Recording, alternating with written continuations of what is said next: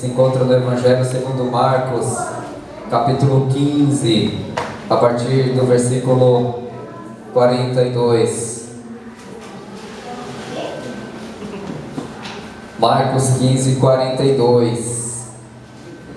Para aqueles que nos visitam nessa noite, só explicando que nós estudamos a Bíblia versículo por versículo, e nos últimos 2 anos e meio nós estamos no Evangelho de Marcos. Então a gente vai versículo por versículo, capítulo por capítulo, e é muito importante que você tenha uma Bíblia para acompanhar a leitura e as explicações que forem sendo dadas aqui também nessa noite. Então nós vamos ler a partir do capítulo 15, a partir do versículo 42. Se você encontrou, peço por gentileza que você fique de pé.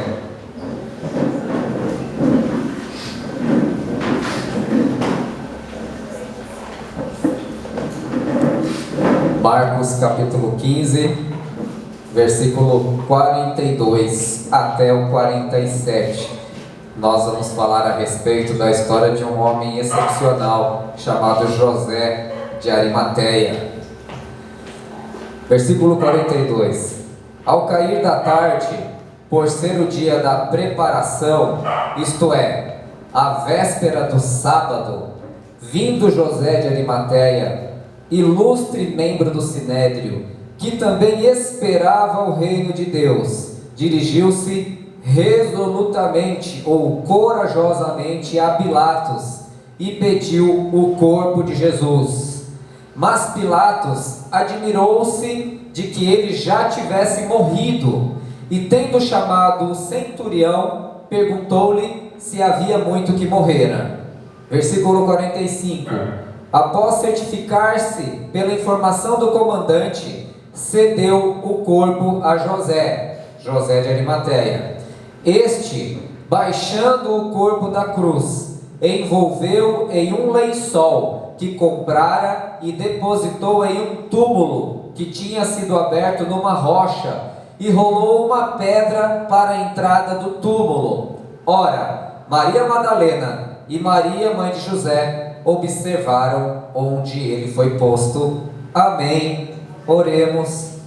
Senhor Deus, em nome de Jesus, por favor, nos ajuda a meditar na Tua Palavra, me ajuda a pregar, a ensinar como Cristo ou Paulo ensinaria esse texto nessa noite, Senhor, e abre o nosso coração e o nosso entendimento para tentarmos entender o que o Espírito Santo irá comunicar à igreja nessa noite, em nome de Jesus.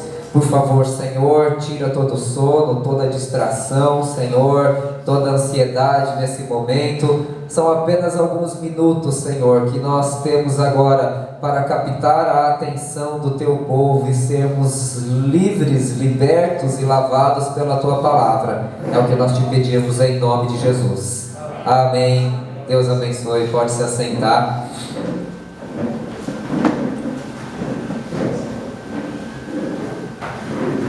Na ocasião anterior em que nós falamos sobre o Evangelho de Marcos, dos versículos 33 aos versículos 41, nós vimos os últimos momentos de vida do Senhor Jesus, em que ele clamou pelo Pai, e ele disse ao Pai, gritou em alta voz: Deus meu, por que me abandonaste?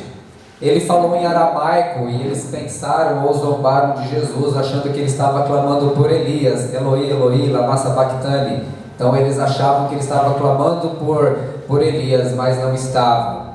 E aí eles embebedaram um pano com vinagre para Jesus beber, porque ele disse que tinha sede, e ele deu um grande brado na cruz, e expirou e entregou a sua vida. Ali naquele momento nós vimos que a obra de redenção estava completa por mim e por você. Jesus deu a vida na cruz naquele momento, e ele expirou, ele deu a sua vida. Algo muito importante, Jesus ele não foi morto, ele entregou voluntariamente a sua vida. E o capítulo diz que o véu do templo se rasgou de alto a baixo, significando que foi aberto um vivo e novo caminho para nós, sem a necessidade da intermediação de um sacerdote, de um levita, ou seja, ali houve a finalização do ministério levítico e houve o início do ministério de Jesus Cristo como nosso sumo sacerdote eternamente, segundo a ordem de Melquisedeque, segundo o livro de Hebreus. Pois bem, aí o texto também diz que algumas mulheres acompanharam tudo aquilo que tinha acontecido. Enquanto os apóstolos, os homens, tinham fugido, as mulheres acompanharam sua morte e o seu sepultamento. E a propósito, louvado seja Cristo, hoje é o Dia Internacional das Mulheres. Então, louvado seja Cristo pelo Dia das Mulheres, em nome de Jesus. É um dia que é um dia marcado como dia de consciência, é um dia marcado como um dia de lembrança, de conquistas que foram obtidas pelas mulheres, no sentido de direito a voto, direito à igualdade, ao fim da violência, coisas que ainda não foram totalmente conquistadas, e é o dever de todo cidadão lutar para que esses direitos aumentem. Não tem problema se você fez isso, não é o dia de dar uma rosa, não é o dia de... Se você fez, tudo bem, mas veja, a mensagem principal do Dia Internacional da Mulher é chamar a atenção para as injustiças que acontecem no mundo e no ambiente doméstico, muitas vezes, quando as mulheres sofrem o maior número de agressões e homicídios, não só no Brasil, mas no mundo inteiro também. Então é para isso que existe. Esse dia começou quando algumas mulheres em uma fábrica fizeram uma greve e elas foram trancadas e foram queimadas dentro de uma fábrica. Então não é um dia assim como se fosse dia dos namorados, porque ninguém precisa receber um parabéns porque nasceu homem, mulher, japonês ou negro. Não é para isso que existe o dia, mas é chamar a atenção para a consciência da humanidade em relação a alguma questão que precisa ser consertada. Então, dito isso, lembremos-nos que diante do sacrifício de Jesus, os homens tinham dado no pé, mas as mulheres permaneceram fiéis ali até o fim. Graças a Deus, e foram as primeiras testemunhas da ressurreição. Louvado seja o nome do Senhor pela vida das irmãs. Pois bem, e nesse capítulo então, agora nessa parte que nós lemos, nós vemos o pedido de José de Arimateia para Pilatos, para que o corpo de Jesus fosse liberado. Algo muito importante, nós vamos acompanhar versículo por versículo. Então, olhe aí na sua Bíblia, vamos ler juntos em nome de Jesus. Veja no versículo 42, diz assim: ao cair da tarde. Ao cair da tarde. Que horas eram?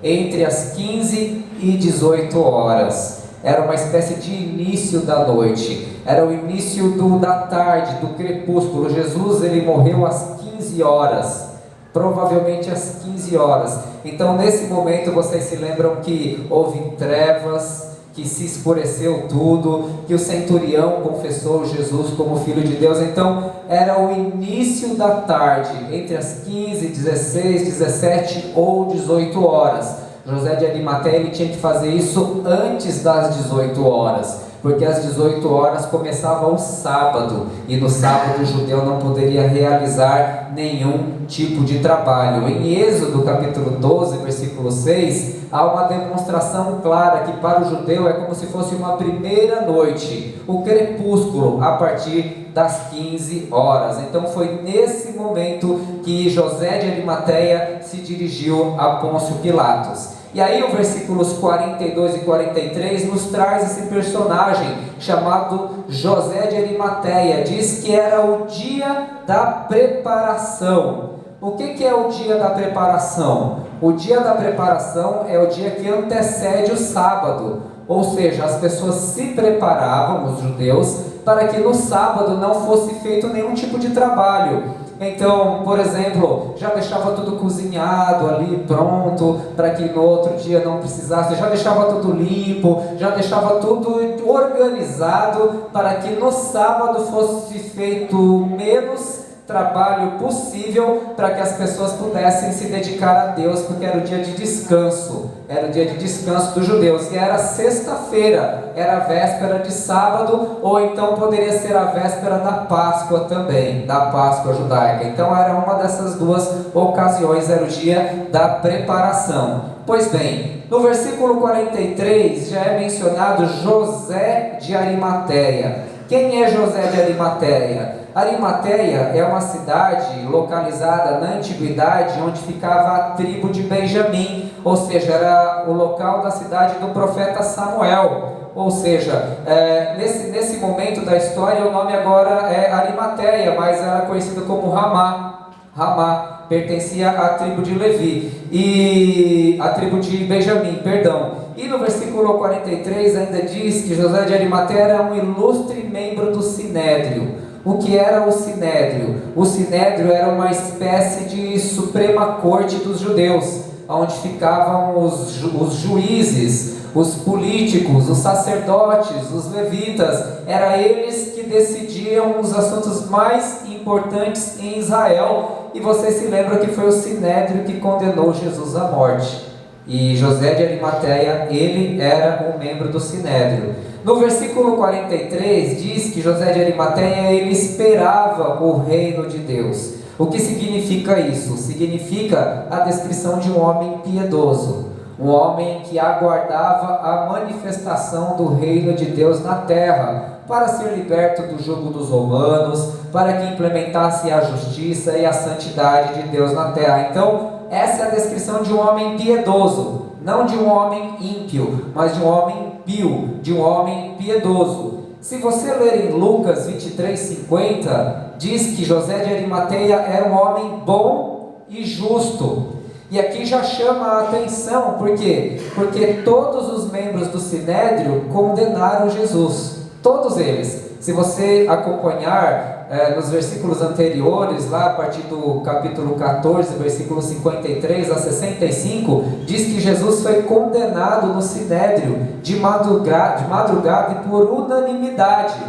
Mas provavelmente José de Arimateia não estava, porque lá em Lucas 23:50 diz que José de Arimateia, ele não concordou com o desígnio do Sinédrio. Ele não concordou. Ele foi um voto discordante. O que significa isso? José de Arimateia, provavelmente ele não participou do julgamento, porque lá em Marcos diz que Jesus foi condenado por unanimidade. Aqui mesmo no Evangelho de Marcos, lá no capítulo 14, diz lá no versículo 64, todos o julgaram réu de morte.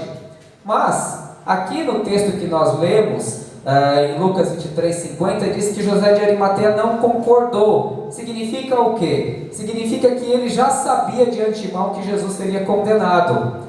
Muitas vezes, meus irmãos, em julgamentos, quando há algum julgamento colegiado de vários juízes, quando eles vão para a sessão de julgamento, por exemplo, 3 juízes ou 5 juízes, no Supremo Tribunal Federal nós temos 11 ministros. Antes de ir para o julgamento, eles já sabem qual vai ser o resultado. Dificilmente muda, porque eles conversam antes, ou eles trocam informações entre eles, ou eles já sabem a posição de cada juiz. Então, quando você vai para um julgamento colegiado em segundo grau, você é réu ou você é autor, não pense você que aquilo vai ser decidido no momento do julgamento. Já foi decidido antes. Então, ele já sabia que os membros do Sinédrio iam condenar Jesus, e ele já tinha dado o voto dele, falado, eu não concordo com vocês. Então, provavelmente ele não participou da sessão de julgamento.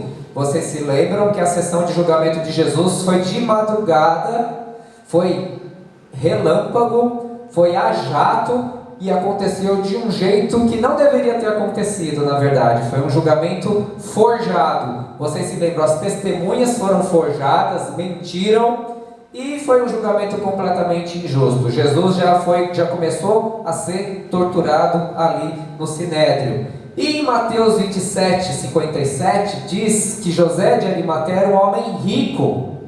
Ele era um homem rico. Então olha a descrição: ilustre membro do Sinédrio, homem justo e bom, homem rico. Esse cara é uma exceção, porque Jesus, o tempo todo no Evangelho, você pega nos Evangelhos, o tempo todo ele adverte contra os perigos da riqueza. Ele diz, lá no Sermão do Monte, não é possível servir a 2 senhores, ou você serve a riqueza, ou você serve a Deus. Ele fala que dificilmente um rico entrará no reino de Deus, é mais fácil o camelo passar no buraco da agulha. Ele diz que o homem que junta dinheiro para si, mas não é rico para com Deus, é louco. Ele conta, por exemplo, a parábola do rico e Lázaro, em que o rico vai para o lugar de tormento e Lázaro vai para o seio de Abraão. O apóstolo Paulo também tem prescrições a respeito dos perigos da riqueza, mas José de Arimateia é ilustre membro do Sinédrio, homem justo, homem bom e homem rico. Então isso mostra que o Evangelho de Cristo é para pobres e é para ricos. Amém. E é possível ter exceções na presença do Senhor. E José de Arimateia é realmente uma grande exceção. E uma informação surpreendente a respeito de José de Arimateia, em João 19:38, é que ele era um discípulo secreto. Ele era um discípulo oculto, por medo dos judeus. Ele era aquele cara que, se você perguntasse assim, você é crente? Ele disfarçava, tinha vergonha. Está lá no meio da escola, lá, você trocou por medo, você é crente? Você deve estar me confundindo. É o cara que tinha medo de revelar que era cristão, tinha vergonha. A gente sempre escuta esses testemunhos por aí, aqui mesmo. Já teve irmão que contou para mim, pastor, lá na minha rua, lá ninguém sabe que eu sou crente, senão você vai tirar o sarro da minha cara, eu passo correndo assim, escondo a Bíblia. Esse era o José de Arimateia, tinha vergonha de falar, passar na frente do bar, meus amigos bebendo, vão me chamar, virou crente, está com a Bíblia na mão agora. Esse era o José de Arimateia. Ele tinha vergonha de dizer que era um discípulo de Jesus, mas foi esse homem que foi pedir o corpo a Pilatos. E aí no versículo 43 ainda, diz que ele foi resolutamente a Pilatos. Algumas traduções falam corajosamente para Pilatos pedir o corpo para Jesus. Alguém aqui tem vergonha de dizer que é crente na rua? Na escola, na família? Como é que vocês estão aí? Tão firmes na fé? Tão firmes? Jesus, ele disse que quem tivesse vergonha dele, ele teria vergonha no dia do juízo. Mas o bom é que ele é muito misericordioso, né? Ele é muito paciente, ele espera o momento certo. E esse foi o momento certo de José de Arimateia se revelar, porque não há nada oculto que não venha se revelar. E no momento certo ele se revelou como discípulo. E o que é interessante, os discípulos abertos dele, os discípulos explícitos se tornaram ocultos. E ele, que era um discípulo oculto, agora se tornou aberto. Olha que interessante como Deus faz as coisas. E o que é bem bacana aqui, na verdade, também, é que somente um cara do calibre de José de Arimateia poderia ir diante de Pôncio Pilatos pedir o corpo. Você acha que se o Pedro fosse lá, ele ia dar? Você acha que se fosse o pescador lá, João, fosse o Tiago, você acha que Pôncio Pilatos não ia nem receber? Mas Deus levanta um cara como José de Arimateia para pegar o corpo de Jesus e tratá-lo com honra. Isso mostra a providência do Pai na vida do corpo sagrado do nosso Senhor Jesus Cristo, que havia de ressuscitar. Louvado seja Cristo. Então, meu amigo, se você tem vergonha da sua fé, não se preocupa que um dia Deus vai te jogar numa enrascada que você vira crente rapidinho. Você vai falar para todo mundo, sou crente, sou de Jesus. É o que ele fez aqui com José de Arimateia. E precisava ter coragem para falar com Pilatos, porque Pilatos, ele era um cara mau. Pilatos não gostava dos judeus. Ele tinha negado o pedido dos sacerdotes para mudar a placa, o que dizia a placa em cima de Jesus. O que eu escrevi, cala a boca aí. Ele já tinha uma fama assim de fazer muitas coisas horríveis. E agora, José de Arimateia se revelando como um cristão, como um discípulo, agora os amigos dele também iam se voltar contra ele, entendeu? Os amigos dele agora iam discriminá-lo. Então ele precisou de muita coragem nesse momento, porque uma coisa é tudo muito maravilhoso, importante, desde o menor até o maior, quando se converte e entrega a vida a Jesus. Mas às vezes uma pessoa que não tem nada, não tem muita coisa, do ponto de vista dos homens, ele não tem muito a perder. Mas o José de Arimateia, ele é um juiz, ele é membro do Sinédrio, ele é rico, ele é um cara respeitado em Israel. E a partir do momento que ele confessa a Jesus, ele passa a ser discriminado no meio dele também. Pode perder todos os privilégios que o cara já tem. Então precisou muita coragem para fazer o que ele fez. Será que você teria essa coragem? Será que nós teríamos essa coragem? Imagine a situação. Uma coisa é um de nós aqui ir lá na Praça da Sé e começar a levantar a Bíblia e falar de Cristo. É uma coisa, ninguém conhece a gente. Agora você imagina um desembargador do Tribunal de Justiça fizer isso. Entende?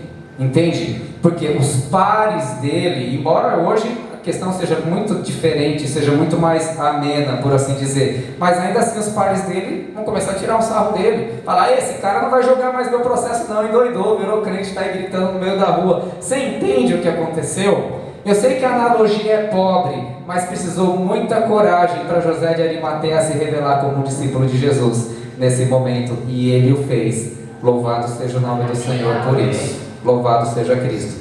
E aí nos versículos 44 e 45 diz que Pilatos, que ele pediu permissão para Pilatos para levar o corpo, mas o Pilatos ele só confirmou, ele só deixou depois que ele confirmou com o centurião se Jesus havia morrido. O texto diz que ele se admirou que Jesus já tivesse morrido. Então José de Arimateia chegou: posso ficar com o corpo de Jesus, mas já morreu? Por que essa reação de Pôncio Pilatos? Porque quando um homem era crucificado, ele ficava dias na cruz. Ficava 2, 3, 4 dias, porque a morte de cruz era para ser uma morte dolorosa e lenta.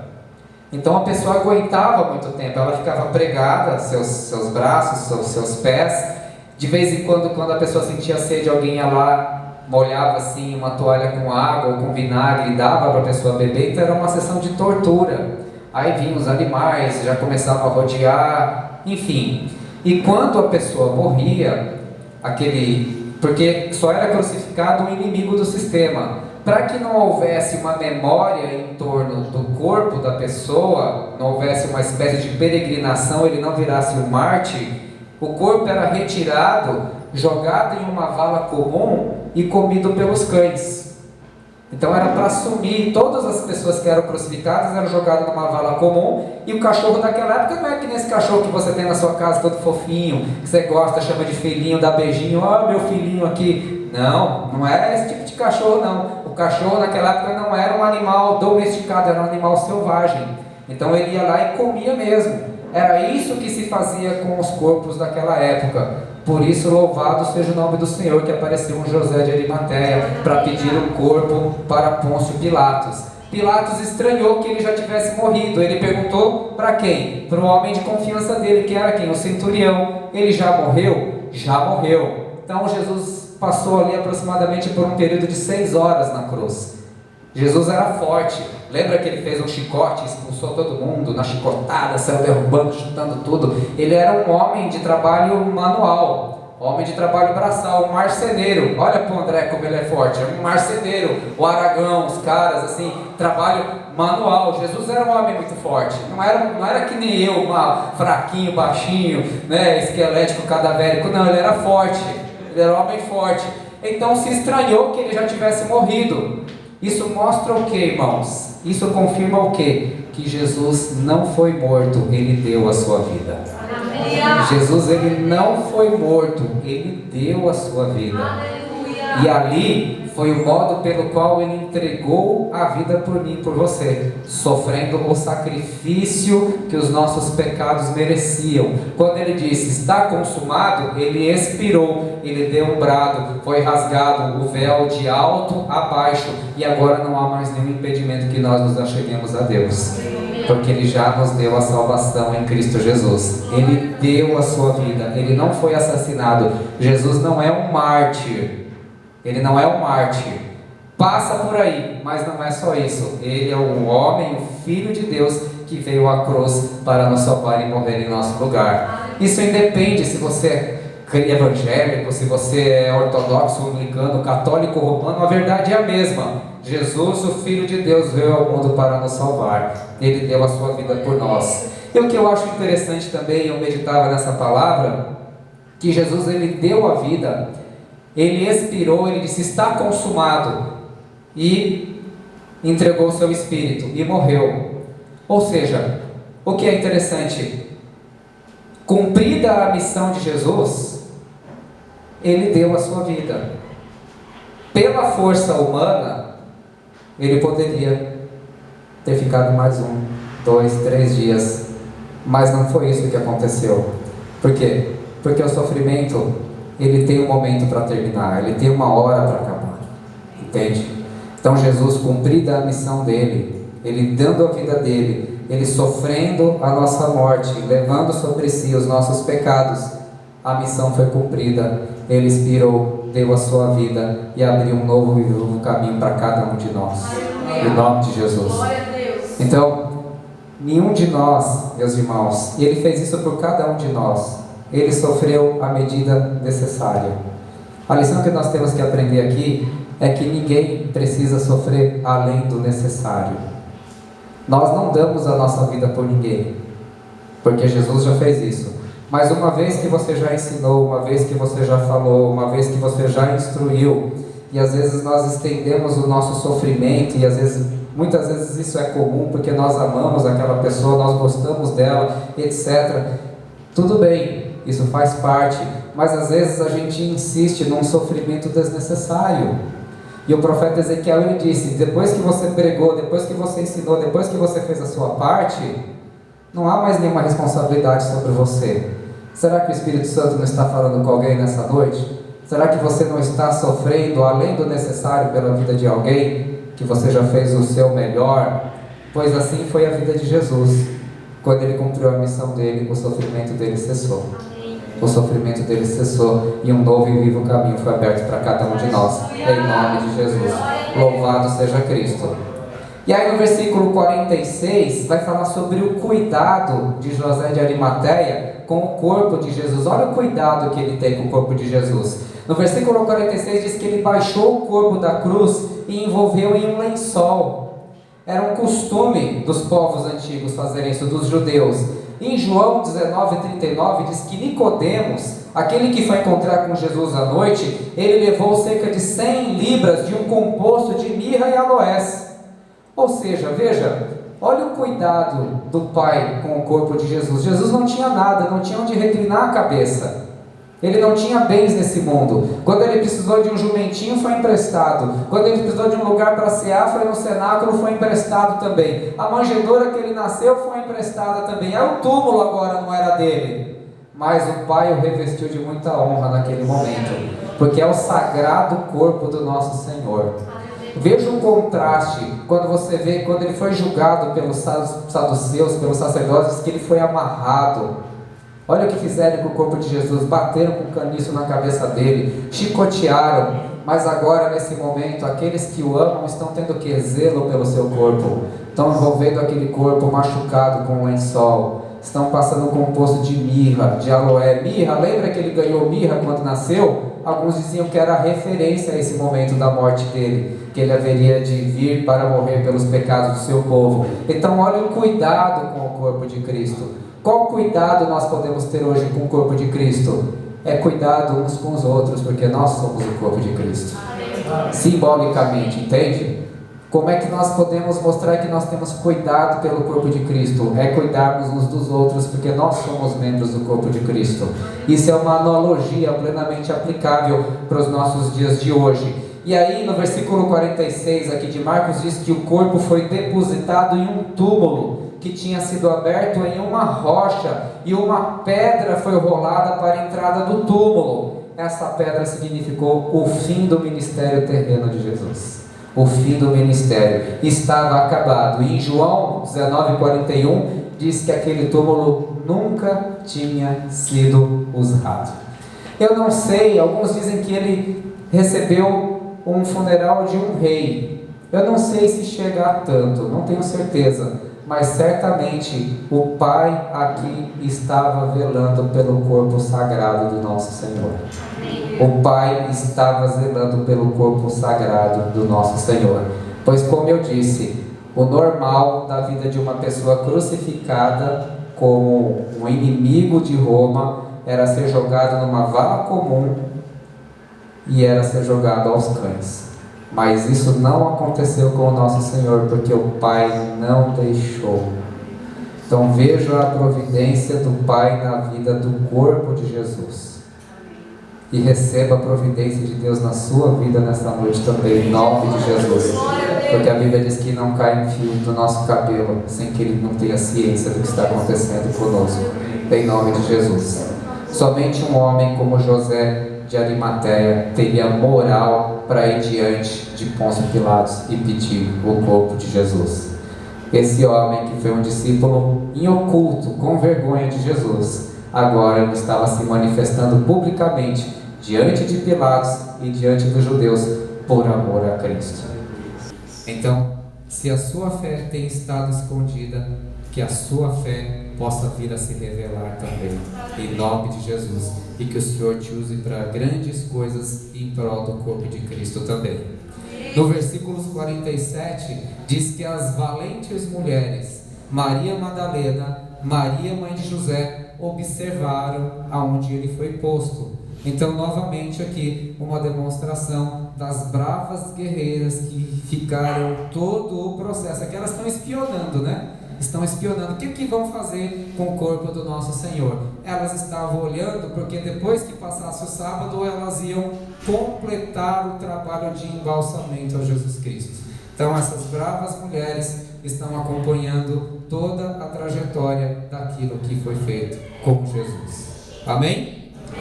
Então, essa é a exposição do pouco daquilo a respeito de José de Arimateia, um homem excepcional, que ficou em segredo a vida toda de Jesus, mas quando foi necessário ele se revelou depois da morte do nosso Senhor. Que aplicação que eu gostaria de fazer desse texto na vida de cada um de nós nesta noite, meus irmãos? Eu gostaria de pedir a você e a mim também que você seja uma exceção, que você seja excepcional no lugar onde você estiver. Aleluia. Que você seja uma exceção. Aleluia, extraordinário, é fora do ordinário. José de Arimateia foi assim. Por quê? Primeiro, ele era judeu. A maioria dos judeus não aceitaram Jesus. Ele foi uma exceção. Em segundo lugar, ele era um membro do Sinédrio.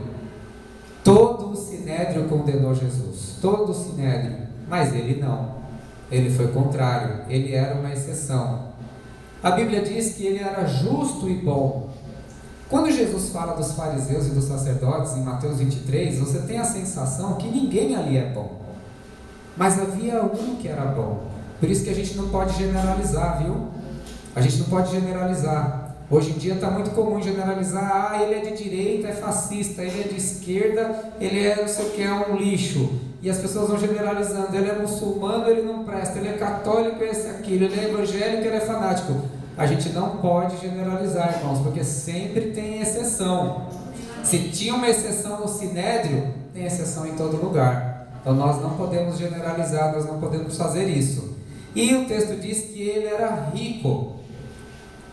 Mas se ele era justo e bom, significa que a sua riqueza não era fruto da fraude, não era fruto do roubo, como era de Zaqueu, lembra? E não era fruto da exploração, mostrando que é possível uma pessoa ser próspera e ainda assim ser honesta. Nesse momento é uma exceção, talvez até os dias de hoje seja uma exceção, mas é uma exceção possível. Então, se José de Arimateia, com todas essas qualidades, ele era uma exceção, eu te peço nessa noite, em nome de Jesus, que você seja uma exceção também. Amém. Que você também seja uma exceção. Há outros exemplos bíblicos, diz que José do Egito era uma exceção. José do Egito foi vendido como escravo, vocês se lembram? Os irmãos dele, antes do seu irmão mais novo nascer, eles tinham sérios problemas de caráter. Venderam o seu próprio irmão como escravo, mas ele, José do Egito, permaneceu fiel a Deus do começo até o fim. Seja na cadeia, seja na casa de Potifar, seja como servo do Egito, ele permaneceu fiel. José do Egito, um judeu, um estrangeiro, ministro aqui, ele era uma exceção. Josué e Caleb, quando foram espiar a terra prometida, foram com mais 10. 10 voltaram falando que era impossível, porque ali tinha gigante, que eles eram como gafanhotos diante daqueles gigantes. Mas Josué e Caleb falou: se Deus é por nós, quem será contra nós? Nós os esmagaremos. Josué e Caleb foram exceção, eles entraram na terra prometida. Quem reclamou, quem ficou pessimista, quem disse que não ia entrar, acabou não entrando mesmo, porque eles eram exceção. Se vocês verem a vida do profeta Jeremias, vocês vão verificar que naquele tempo todos os profetas tinham se desviado, todos falavam paz, paz, quando não havia paz. E ele pregou a verdade, por conta disso ele foi perseguido, por conta disso depois, segundo a tradição, ele foi morto. Mas ele é um mártir da fé, porque Jeremias era uma exceção. Então, a aplicação do texto dessa noite é para que você seja uma exceção no lugar onde você está. Todos os pastores hoje exploram as pessoas, a maioria talvez no céu existam poucos pastores um dia.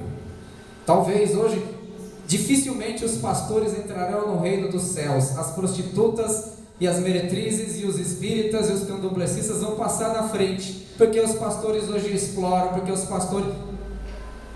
Seja você a exceção em nome de Jesus, não faça isso. Não explore o povo, não pregue mentiras, não diga que haja paz quando não há paz. Pregue santidade. Eu não escuto falar de santidade e arrependimento. Pregue você sobre santidade e arrependimento, então. Pregue a palavra do Senhor, não invente da sua cabeça. Seja você excepcional no meio do seu povo, em nome de Jesus Cristo. Em nome de Jesus. Hoje a maior parte das pessoas pagam propina, vão ser multadas, quer conversar com o guarda, quer fazer um teste de veículo lá para passar, quer pagar, e acha que ele é melhor do que o político lá, que é corrupto também. Ou então vai participar de uma licitação, vai lá pagar também para que o político abra a empresa pública para ele, depois ele pague propina para o político e o político abre a empresa. É o tal do Lava Jato. Seja você a exceção se você está nesse meio. Seja você a exceção e pague o preço disso em nome de Jesus Cristo. Não pague propina, não pague o fiscal. Eu tive um amigo, lá no início da minha conversão, que ele tinha uma empresa de detetização, e segundo ele, eu não sou desse meio, não sei, ele dizia assim: olha, para a gente entrar nos condomínios, a gente tem que conversar com o síndico que tem que molhar a mão dele, senão a gente não pega. Mas ele disse assim: depois que eu me converti, eu nunca mais fiz isso. Nunca mais fiz isso. No início o número de clientes caiu mesmo. Caiu. Não sei se é verdade, ele me contou essa história aí.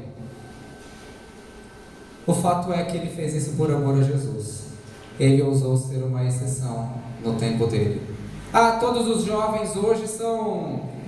Isso aqui é um exagero, não são todos os jovens, mas a maior parte das pessoas falam em bebida, uso de drogas, sexo livre, etc e tal. Seja você um jovem diferente em nome de Jesus. Seja você a exceção. Valorize o seu corpo, valorize a santificação. Não entre nessa de usar drogas, não entre nessa de achar que é descoladão, que pode sair bebendo, fumando e fazendo o que quiser e não ter nenhuma consequência por isso também. Seja você uma exceção em nome de Jesus. Estatísticas dizem que as pessoas, elas passam de uma certa idade, trabalharam muito na vida, estão cansadas, o que elas fazem? Passam horas em frente da televisão. A hora é a novela, a gente sempre fala muito sobre isso, temos casos assim na nossa família, aí vê novela, aí vê programa, fica lá 6, 7 horas por dia, 5 horas por dia na frente de uma televisão. Não faça isso em nome de Jesus Cristo. Seja você uma exceção dessa estatística. Vai fazer um curso, aprende a falar uma língua diferente, vai fazer aula de dança, vai fazer qualquer outra coisa, mas seja uma exceção. Ore mais, leia mais a Bíblia, envolva-se mais no ministério, mas não use os seus dias de experiência em frente de uma coisa que não dará para você retorno nenhum. Seja você uma exceção diante da estatística em nome de Jesus Cristo. Seja uma exceção. Porque lá em Mateus 7,13 diz: entrai pela porta estreita, larga é a porta, espaçoso o caminho que conduz para a perdição, são muitos que entram por ela, porque estreita é a porta e apertado o caminho que conduz para a vida, são poucos os que acertam com ela. Esteja entre os poucos em nome de Jesus. A vida de José de Arimateia nos mostra o quê? A vida de alguém excepcional, alguém que foi contra a corrente. Hoje eu li um texto, comentava no carro, a minha esposa diz que o peixe que nada de acordo, sempre de acordo com a corrente, é porque já está morto, só está sendo levado pela corrente. Peixe vivo nada contra a corrente, ele nada contra a corrente. Seja você um peixe vivo em nome de Jesus. Nade contra a corrente. Se for necessário, seja uma exceção, seja extraordinário, não seja ordinário, não vá na onda. A maior parte dos judeus não quiseram Jesus, a maior parte lá naquele momento falaram crucifica, a maior parte pediu Barrabás, a maior parte aplaudiu a crucificação, a maior parte tirou o sarro de Jesus na cruz. Quase todos os sacerdotes tiraram o sarro de Jesus na cruz, os soldados tiraram o sarro de Jesus na cruz também, repartiram suas vestes, bateram nele, cuspiram nele, deram fel para ele beber. Mas teve um centurião romano que depois confessou que esse era verdadeiramente o Filho de Deus, e teve um homem do Sinédrio, José de Arimateia, que não concordou com o desígnio dos sacerdotes e disse que não concordavam com o que se estava sendo feito com Jesus. Este homem era uma exceção, que todos nós possamos ser uma exceção quando for necessário, em nome de Jesus Cristo, porque nós somos batizados com o espírito de poder e de graça e não com o espírito de covardia.